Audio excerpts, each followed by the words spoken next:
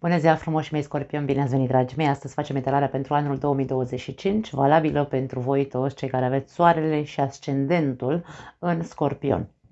Cei care aveți Luna și Venus sau Venus, puteți să vedeți această etalare, dar nu aș garanta că ar putea să rezoneze ceva cu voi.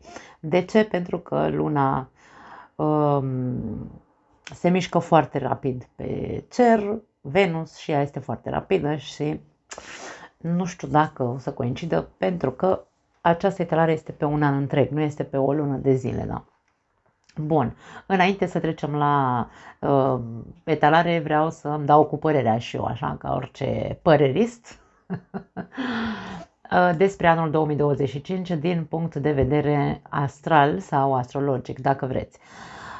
Pentru mine, 2025 va fi un an de tranziție, la fel ca și 2024, un an de tranziție care, practic, ne ajută să înțelegem că începând cu 2026, frecvența sau energia va fi alta pentru fiecare dintre noi. De ce spun asta? Pentru că acum o săptămână cât de cât, pe 20 noiembrie, Pluto a părăsit Capricornul și a intrat în Vărsător, intră într-o zodie de aer, așadar va fi o altă energie. Ce va cere Pluto în Vărsător pentru fiecare dintre noi? Schimbarea mentalității. Nu neapărat schimbarea mentalității în totalitate, da? Dar cel puțin schimbarea viziunilor, acelea stricte pe care le aveam în anumite privințe. Da? Acum depinde unde aveți voi Vărsătorul, pe harta voastră natală. Da? Acolo exista un anume, acolo există sau va exista în 20 de ani de acum înainte posibilitatea să nu vă împotriviți, să vă schimbați mentalitatea într-un fel sau altul sau viziunea asupra acelei situații în concret, unde, repet, aveți voi Vărsătorul pe harta voastră. Alte planete care își schimbă frecvența sunt Jupiter și Uranus, Uranus va părăsi Taurul, dar tot așa, la sfârșitul lui 2025, începutul lui 2026, va intra în Gemeni, o altă energie de aer, care din nou vorbim de o mentalitate, vom vorbi la momentul respectiv, dar vreau să fac această introducere ca să înțelegeți că 2025 este un an de tranziție și de deschis, mentalitate deschisă. O altă planetă care în 2025, în mai, dacă nu mă înșel, Jupiter va părăsi Gemini și va intra în Rac. În 2026, Neptun și Saturn vor intra în Berbec. Își termină ciclul întreg al roții zodiacale, să spunem așa, va intra în Berbec și de-aia spun că pentru mine 2025 este anul cheie în care ni se dă, să zicem așa, ni se dă oportunitatea să înțelegem că trebuie să facem schimbări profunde. Pluto este planeta voastră. Voi îl cunoașteți cel mai bine, știți foarte bine cu ce vine Pluto, nu vine cu lucruri ușoare, vine să facă curățenie drastică în mentalitatea noastră. Așadar, încercați să nu vă împotriviți acolo unde simțiți că aveți cea mai mare presiune din punct de vedere fixist mental, pentru că și voi sunteți un semn fix, Vărsătorul este un semn fix, unde aveți fixisme mentale, acolo veți simți o mare presiune și va trebui să conștientizați că e momentul să începeți să vă flexibilizați și să vă schimbați percepțiile în acea zonă. Da. Bun, trecem la tarot. Nu vreau să vă sperii prea tare, că nu e de speriat, e doar de osul la treabă, cum zic eu întotdeauna, da? Fiecare dintre noi trebuie să ne facem treaba pe această planetă, dragii mei, nu putem să trăim așa din inerție, zic. Din punct de vedere al etalării, etalarea nu va fi pe trimestre sau pe luni, ianuarie, februarie, nu. Vom face, hai să spunem așa, la nivel general, dar vom răspunde la întrebări. 6 întrebări avem aici, o listă cu 6 întrebări. Vom începe cu vibrația anului. Avem multe seturi de cărți, avem câte un set de cărți pentru fiecare secțiune în parte și la sfârșit vom scoate mesaje în plus de la cărțile oracol sau sfaturi, ce vrea să iasă, să vedem. Bun, începem cu vibrația anului, ok? Să vedem care este pentru voi vibrația anului 2025, dragi scorpioni. Vibrația anului 2025 pentru scorpioni, ok. Au sărit două cărți, le luăm, ceva vor să ne spună, sigur. Asul de cupe, ia uite, ce frumos. Avem un mesaj, după cum cunoașteți deja acest oracol, sau mă rog, set de cărți. Mesajul asului de cupe ca vibrație a anului vine cu următoarea frază. Simți asta în inima ta? La ce se referă? Cupele ce înseamnă? Emoții, înseamnă chef de un nou început, iubire, empatie, mai mult siguranță emoțională, de ce nu noi proiecte pentru unii dintre voi, de ce asul de cupe vine cu foarte multă inspirație, intuiție și așa mai departe. Și te întreabă, simți asta în inima ta? Ăsta este potențial. Anul 2025 pentru Scorpion vine cu un mare potențial. Noi începuturi, de ce nu? Pe multe planuri. Noi începuturi în iubire pentru unii dintre voi. Relația se renovează sau se reia de la început, cum ar veni. Se șterge cu buretele și hai să ne mai dăm o șansă. Putem să iertăm aici, dacă vorbim despre asta. Noi proiecte pentru alții dintre voi. Ceva nou e pe cale să înceapă în viața ta și are un mare potențial. Da? Al doilea mesaj care a căzut vine de la doiul de monede. Și spune așa, când viața devine haotică, caută o modalitate de a te împământa și echilibra. Dacă până acum viața ta a fost cu sus în jos, nu se mișca nimic și ai trăit în ultima perioadă, nu știu de ce vine să zic din inerție, cu toate că nu are nicio legătură cu doiul de monede. 2025 este momentul în care tu să cauți o modalitate de a te împământa și de a te echilibra. Pentru că există foarte mult potențial ca în 2025 pentru tine să se schimbe foarte multe lucruri. Să nu uităm, Asul de cupe, prima carte, ca vibrație anului 2025. Hai să mai vedem încă o carte. Vom scoate 3 cărți din fiecare set pentru fiecare secțiune în parte. Și următorul mesaj vine de la 7 de spade, foarte tare acest mesaj și spune așa, acțiunile tale sunt într-adevăr atât de altruiste pe cât crezi.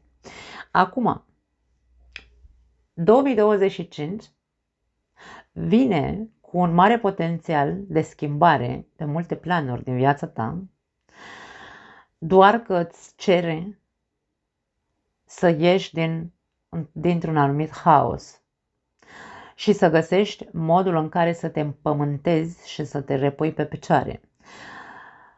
Și să fii foarte atent dacă într-adevăr ceea ce tu vrei să începi în acest an, cu acest as de cupe, cu acest potențial, este pentru, hai să spunem așa, o cauză nobilă sau nu. Da? Pentru că aici 7 de spade vine cu mesajul acțiunile tale sunt într-adevăr altruiste, într-atât de altruiste pe cât crezi. Gândește-te, meditează bine la acest mesaj. Pentru că unii dintre voi poate că vreți să faceți, nu știu, hai să zicem așa, vreau să fac, am un proiect și vreau să fac o afacere, de exemplu, da? Întreabă-te de ce vrei să faci acea afacere, care este nu motivul, care este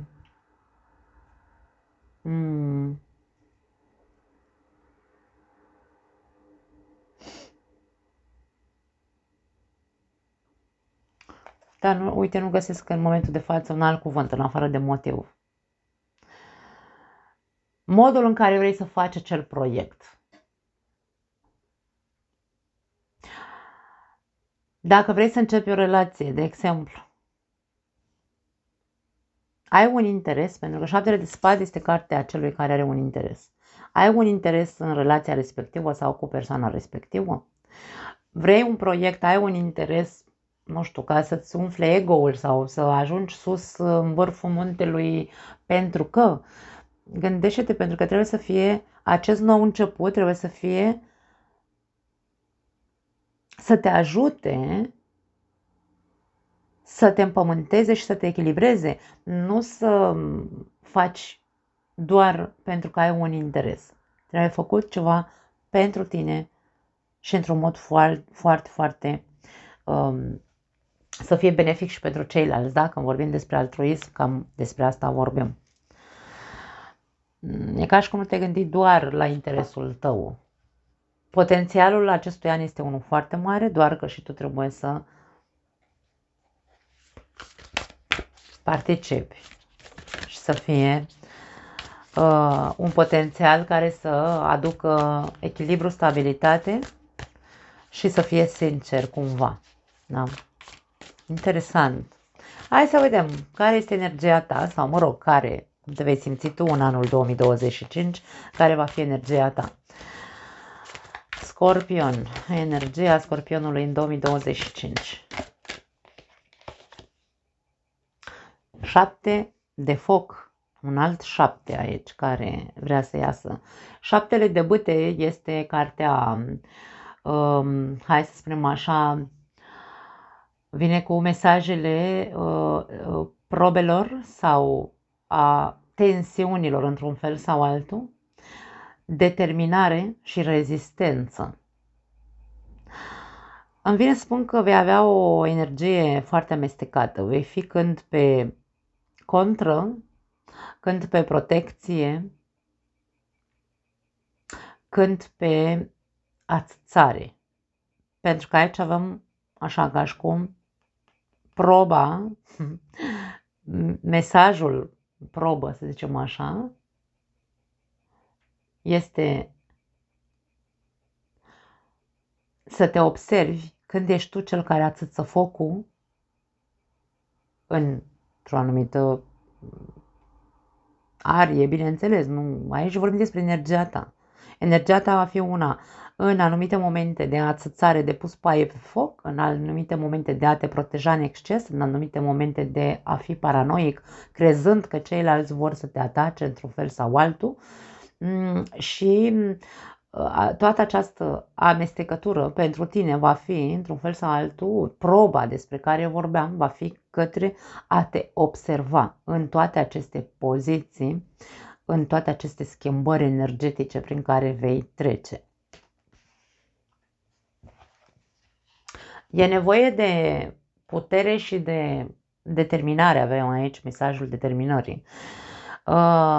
Determinare din partea ta să începi să te observi pe tine care sunt limitele tale, nu ce te limitează din exterior. E mult mai ușor să vedem din afară. Nu pot să fac X afacere sau nu pot să intru într-o relație pentru că, uite, nu există, domne, lume cu capul pe umeri, nu există legea, nu-ți dă voie, dacă vrei să faci o afacere, nu că nu-ți dă voie, eu ce știu, o grămadă de birocrație sau alte chestii care întotdeauna ne pare că vin din exterior, dar nu ne dăm seama, că nu ne privim pe noi și nu ne dăm seama că de fapt noi suntem cei care ne limităm și ne punem anumite frâne și zicem, eu nu pot pentru că nu știu ce, dar eu, dacă stau bine să mă observ, pot.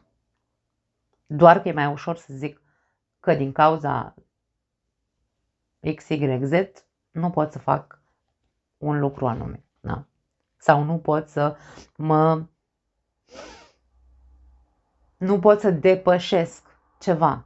Am aici o rezistență, o frână, o ceva în mine, nu pot să evoluez, nu pot să trec peste o etapă. Nu vine din exterior. Stare tale, observă-te. Da? E proba observării, îmi vine să spun, comportamentului foarte diferit pe care îl vei avea. 6 de pământ, auzi, de apă, 6 de cupe, avem aici următorul mesaj pentru voi ca energie a voastră în acest an, care ne vorbește despre amintiri, copilărie și nostalgie. Este cartea trecutului 6 de cupe. Cea mai mare frână pe care o văd aici este că încă există ceva ce te agață de copilărie, de amintiri de demult, de o anumită perioadă din viața ta în care erai fericit.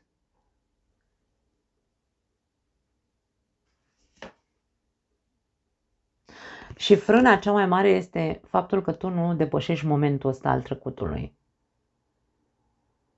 Frâna care nu te lasă să treci la următorul pas sau la următoarea etapă, cum am spus, cu acest as de cupe ca primă carte pentru tine. Da? E foarte mare potențial în 2025 ca tu să începi lucruri noi, să începi viață nouă cu acest as de cupe. Proiecte noi, relații noi, joburi noi, de ce nu pentru alții între voi. Dar aici coborâți garda aia odată în ceea ce privește trecutul. Nu mai protejați trecutul. La 7 de bâte ca protecție este îmi protejez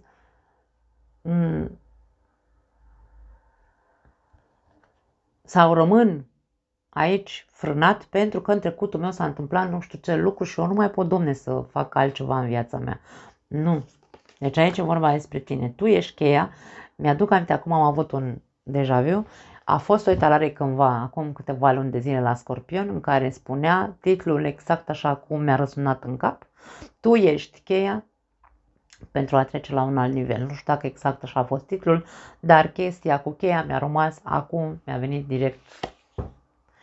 Ia uite turnul, dragii mei. Eu cu voi nebunesc pentru că de fiecare dată când fac etalare la Scorpion e extraordinar de diferită față de ce iese la alte zodii. Această carte vine cu următoarele mesaje. Înțelegere sau înțeles, dacă vrei, schimbarea vieții și eliberare.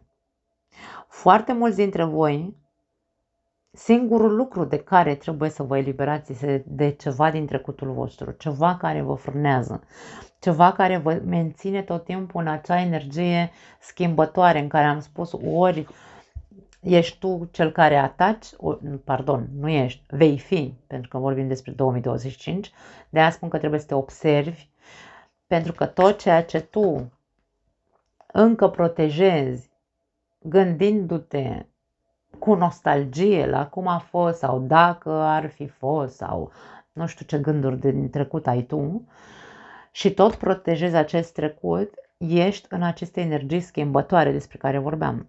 Ori vei fi cel care va pune paie pe foc, ori vei fi cel care le vei tăia macaroana celorlalți și nu vei lăsa pe nimeni să-ți mai spună nimic, te vei pune cruciși cumva. Atenție, pentru că aici e ora să observă odată pentru totdeauna și eliberează-te, pentru că doar asta te mai menține într-un stadiu de involuție într-un fel sau altul. Acum, dragii mei, dacă vreți să mă înjurați, puteți să o faceți, nu este pentru toată lumea. Scorpionul care și-a făcut treaba, n-am treabă cu el, nu-i pentru tine această etalare, da? Pentru că aici este vorba de a înțelege odată pentru totdeauna acest aspect. Pentru că ceea ce te ține pe loc este acel trecut. Fă ceva cu el, eliberează-te de el, distruge-l, nu distruge-l, dă-i drumul odată, nu te mai agăța de el atât. Ai nevoie să faci o schimbare în viața ta. Schimbarea este eliberarea de acele amintiri, de acele amintiri din copilărie, din alte relații, nu știu, fiecare cu amintirile lui, pentru că nu are cum să fie pentru toată lumea doar agățarea de copilărie, nu, e absurd, n-are cum.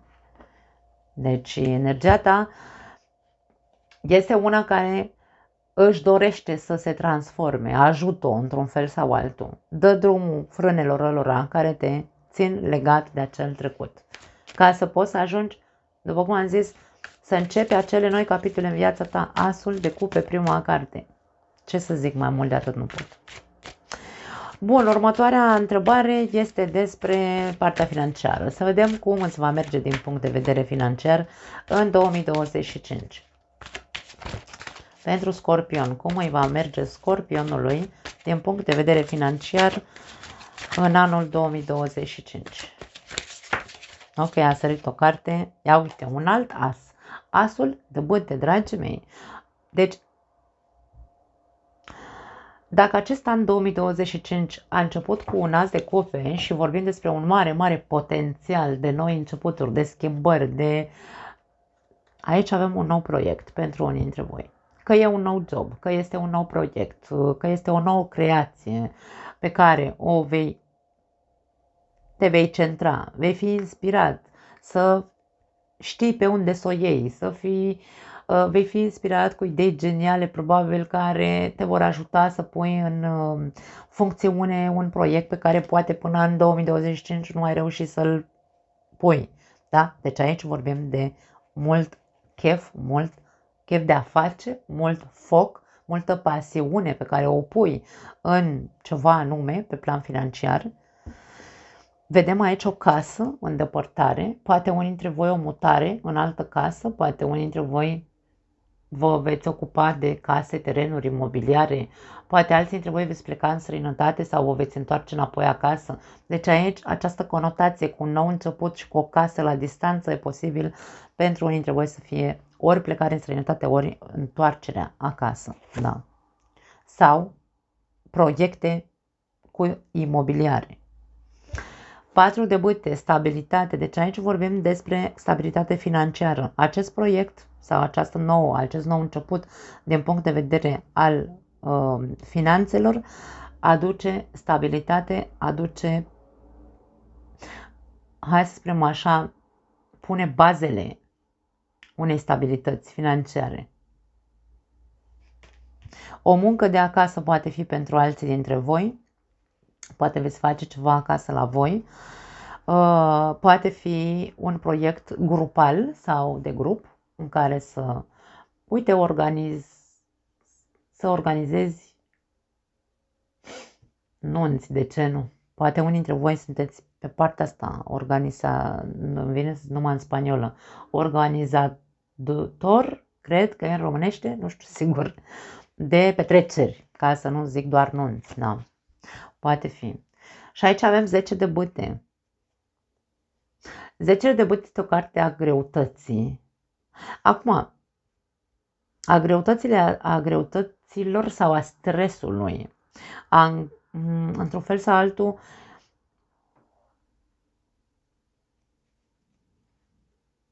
nu vei simți drumul ușor al acestui nou proiect, acestei noi vieți din punct de vedere financiar. Vei simți că vei fi foarte obosit. Probabil că va trebui să faci foarte multe lucruri. 10 de bâte este o carte a încărcăturilor. E ca și cum va trebui să-ți asumi responsabilitatea acestui nou început pe plan financiar. Nu mai este vorba despre rămân la locul ăsta de muncă pentru că îmi dă, nu știu, hai să zicem așa, o comoditate, ci îmi asum că vreau de mult, arde în mine aici un mare foc să fac ceva, eu, împreună sau pentru a beneficia și alte persoane. Scopul meu este să ajung să pun bazele unei afaceri, de ce nu? Dar aici este asumarea faptului că trebuie să știi la ce te înhami, cumva. Da? Nu simt că ar fi greu să o faci. Responsabilitatea va fi cea pe care va trebui să ți-o asumi, să ajungi acolo unde îți dorești. Pentru că astfel de băt este dorință. Da? Mă simt inspirat să fac ceva care are ca scop să pună bazele zonei mele financiare. Sunt optimist, încrezător, dar trebuie să fiu și realist că asta implică din partea mea unele eforturi, probabil, hai să le numim supranaturale dacă vrei. Scorpionul poate. Bineînțeles că poate. Este una dintre zodiile cele mai puternice dintre toate, da? Așadar, dacă vrei să te înhami la un nou proiect, fă-o cu bună știință, crede în acel proiect, lasă-te inspirat de intuiția ta, dar asumă-ți în același timp că nu va fi ca rața prin apă. Asumă-ți faptul că trebuie să știi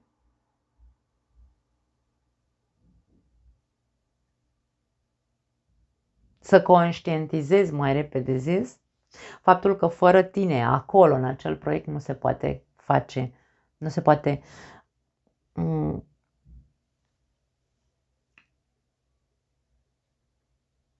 bazele acelea nu vor fi solide. Tu va trebui să fii implicat 100% în acel proiect. Nu este ca și cum îmi deschid o afacere și eu stau așa la birou doar să văd dacă merge treaba așa, atât. Nu. Aici e nevoie de implicarea ta, de cârca ta, cumva. Bun, următoarea întrebare este despre relațiile tale sociale. Viața ta socială, cum va fi în anul 2025? Include și alte persoane noi pe care de ce nu ai putea să le cunoști. Vom vedea ce vrea să iasă și să vedem. Pentru scorpioni, ok, a sărit o carte, avem 7 de monede, 3 de bâte și soarele.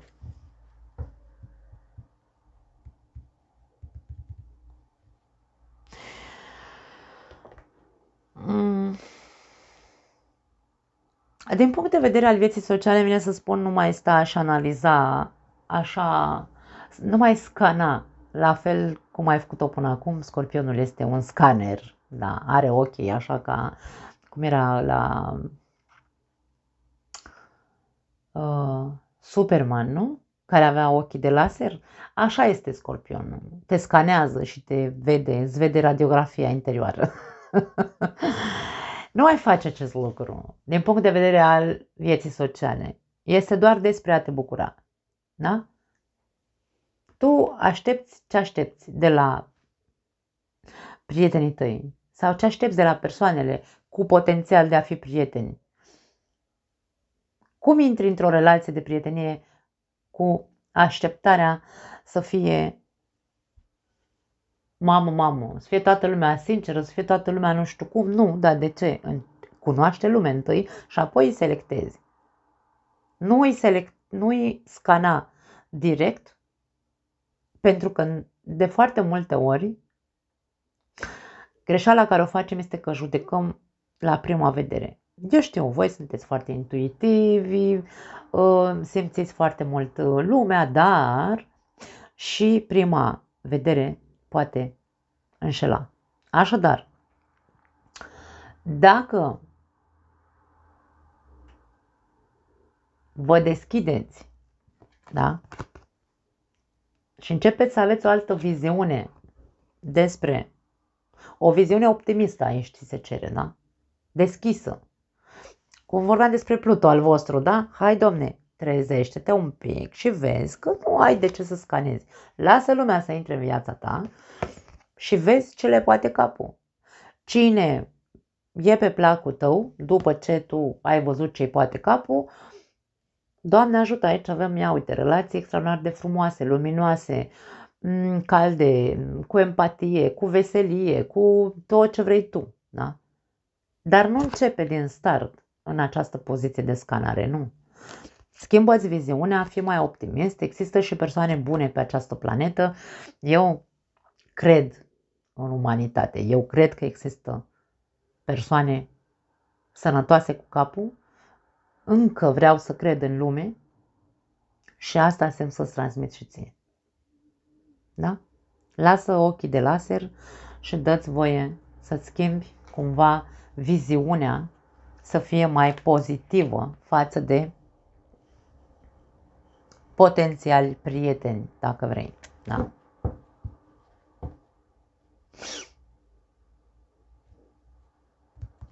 Unii dintre voi sunteți așa pe cale de distracție. Unii dintre voi sunteți deja în această energie. Din punct de vedere al prieteniei, sunteți cumva așa, ați găsit probabil un grup de prieteni cu care vă simțiți foarte dezvolți, vă simțiți foarte liberi, Soarele este o carte de libertate, de libertinaj poate fi pentru alții dintre voi. Aici este ca și cum, fii atent unde te poate duce noile relații de prietenie pe care le-ai legat în ultima perioadă. Poate fi asta aici. Fii foarte atent, privește întregul tablou, pentru că totul este veselie, fericire. Și ceva aici îmi atrage atenția să spun că tu trebuie să fii atent la cineva din acest grup de prieteni.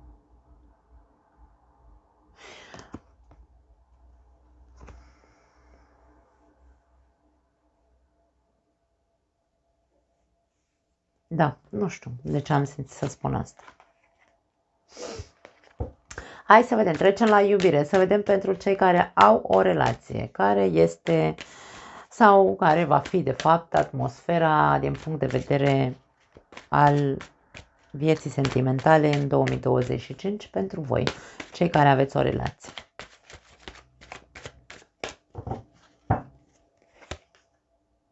Zece de bâte se repetă, foarte interesant. Spânzuratul, hei, 4 de cupe.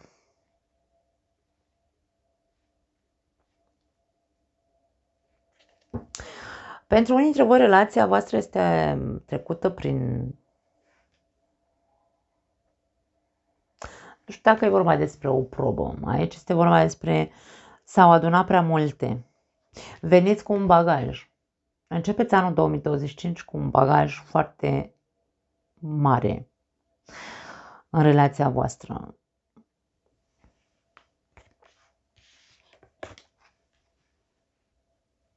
E o stagnare. E un nu mai pot pentru unii dintre voi.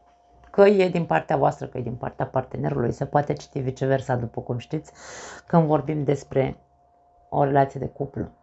Cineva aici nu este mulțumit în relația asta. Este un an, hai să spunem așa, a evaluării, pentru că aici avem două cărți de analiză, a evaluării tuturor lucrurilor care ne îngreunează relația. E momentul să dăm aceste lucruri și pe parte și pe alta. Nu doar să le evaluăm ca să facem o alegere, nu despre asta e vorba. Este despre de ce am ajuns aici. 2025 este despre a ne da seama, de a ne trezi de ce am ajuns în impasul ăsta, ce am adunat în ultimii ani, de ce nu, sau în ultimile luni, pentru fiecare dintre voi poate fi diferit, de ne-a adus în starea în care să nu ne mai convină relația asta. Nu ne mai convine partenerul. E un an în care aș spune că n-ar strica din start, de la începutul anului 2025, să începeți să observați toate acele bagaje și să încercați să le dați un sens, să înțelegeți de ce și să începeți să analizați fiecare băgăjel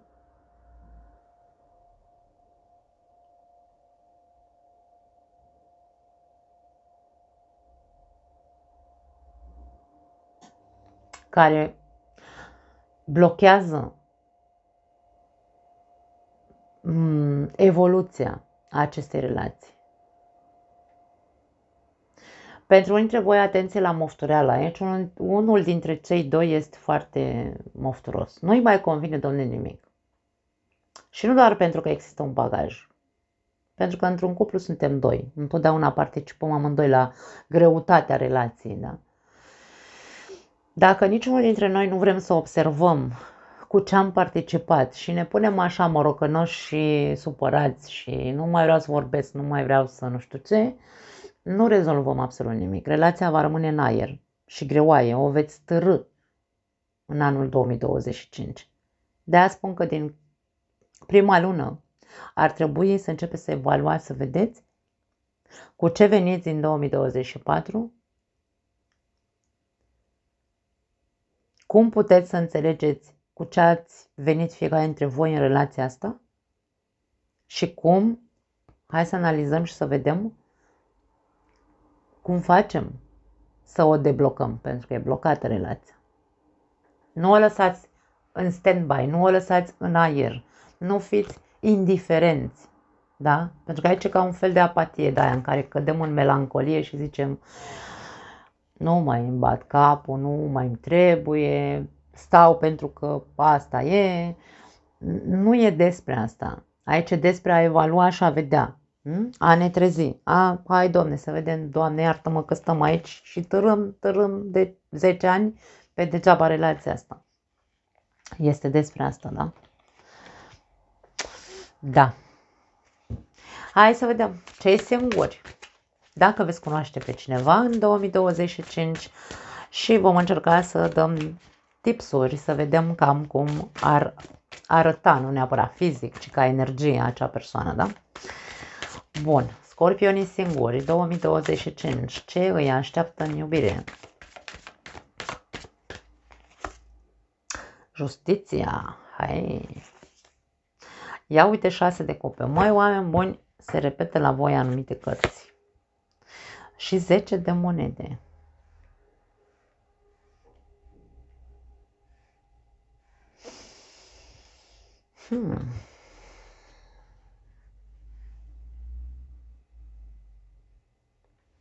Pentru unii dintre voi este un fel de eliberare.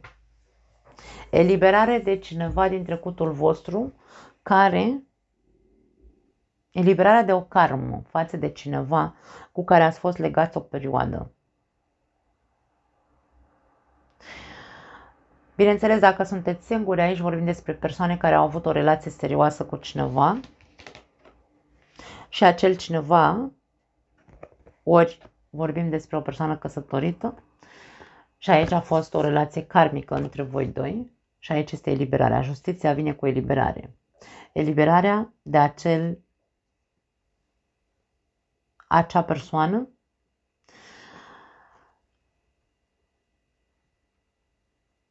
se va produce vindecarea și binevindecarea. Nu vindecare, e eliberare pur și simplu. Înțelegere. Am înțeles în sfârșit, am acceptat faptul că persoana asta altă și-a ales familia, de exemplu, și acum, în 2025,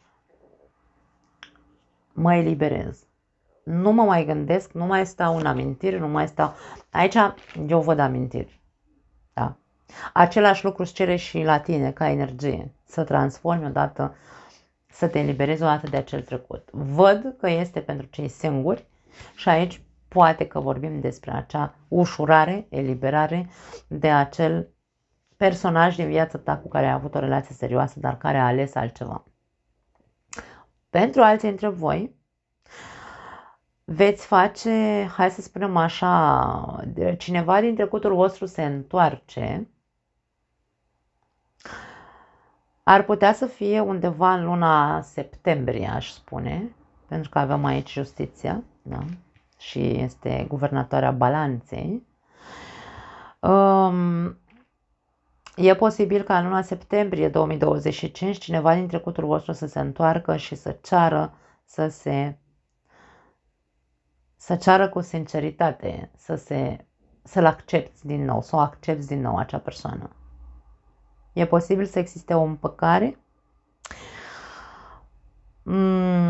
și inclusiv o cerere în căsătorie sau o căsătorie. Se concretează o căsnicie pentru unii dintre voi cu cineva din trecutul vostru. Nu neapărat că ați avut o legătură sau o relație cu această persoană. Atenție, aici poate să fie o persoană pur și simplu, un prieten din trecutul tău pe care poate nu l-ai mai văzut de 10 ani sau cine știe câți ani.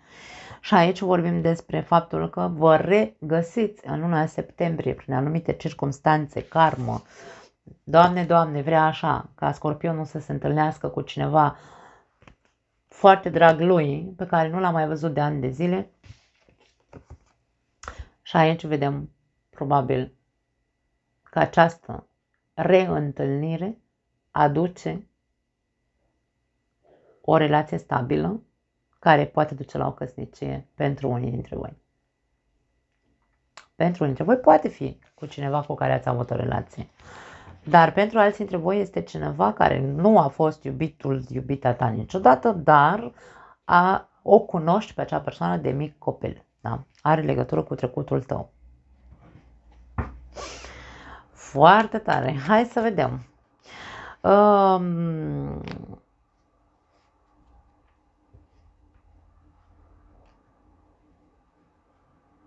Singurul lucru pe care pot să-l spun de la această persoană cu care există acest potențial de a face o familie, de a forma o familie, este că această persoană vine cu sinceritate. Da? Vine cu dorința de a forma o familie. Nu pot să zic altceva. Hai să vedem zona sănătății. Cum arată sănătatea în 2025 pentru scorpioni.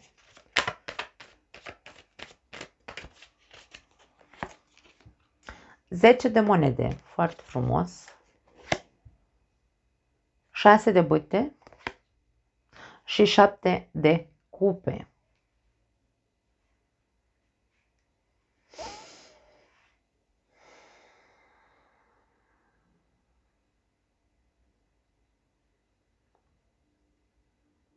Îmi vine să spun că atâta timp cât noi știm, nu trăim aici în ceață, nu trăim în minciună, nu ne păcălim singuri. Știm ce avem, ce facem prost pentru noi, din punct de vedere al sănătății. Nu ne îmbătăm cu apărice, vai, mă duc la sală și mănânc numai salată și o să fiu super sănătos. Nu, aici e ca și cum nu te păcăli, încearcă să nu te păcălești, da? Tot ceea ce tu crezi că faci bine, nici o extremă nu e bună, îmi vine aici un mesaj, nici doar să te duci la sală în fiecare zi, să stai acolo la aparate 2 ore în fiecare zi și să ajungi acasă să mănânci o săracă salată, este o extremă, da? Aici e vorba despre, ok, conștientizează toate lucrurile pe care le faci bine și pe care nu le faci bine. Corectează-le pe cele care nu le faci bine, pentru că nu ai nevoie doar de iarbă verde să mănânci, ai nevoie și de alte lucruri. Da. Aici este despre a ști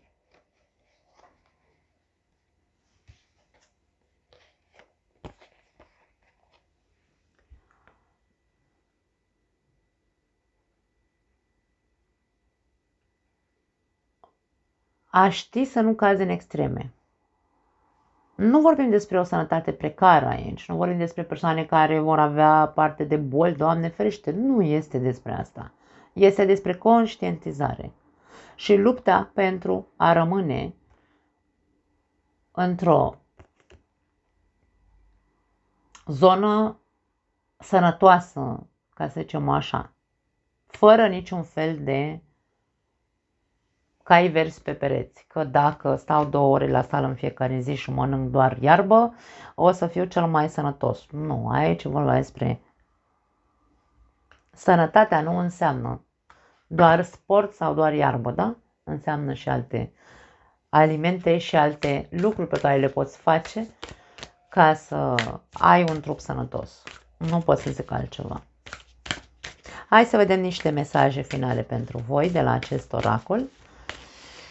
Ce trebuie să mai știe Scorpionul?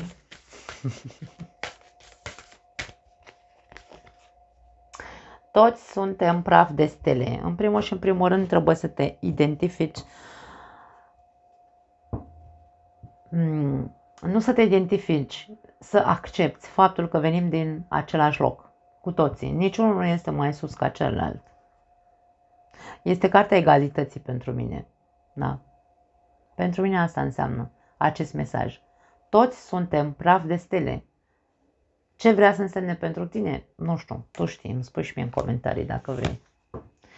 O călătorie care spune că ai toate răspunsurile. Tu cunoști toate răspunsurile, îți spune acest mesaj.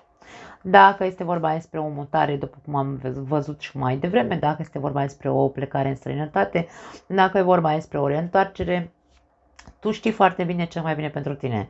E bine să faci această călătorie, e bine să pleci, e bine să te muți, e bine să te întorci, tu știi. Da? Nu pot să spun altceva. Wow, foarte tare aici. Avem, întotdeauna este posibil să rescrii istoria. Nu contează ce ai trăit până în momentul de față, până în 2025. În 2025 tu poți să rescrii istoria vieții tale. Important este să vrei. Aste cupe e un mare potențial anul 2025 pentru tine. Ești pregătit să schimbi istoria vieții tale? Pentru că posibilități întotdeauna există să o facem. Acum, toți suntem praf de stele, este ca și cum și tu ești o altă stea, da? De ce să stai aici chinuit în trecut? De ce să lași trecutul să nu îți dea voie să evoluezi sau să te transformi? Sau tu ești energia transformării? Doamne, iartă-mă! Și despre ce vorbim? Hai să vedem și din acest oracol.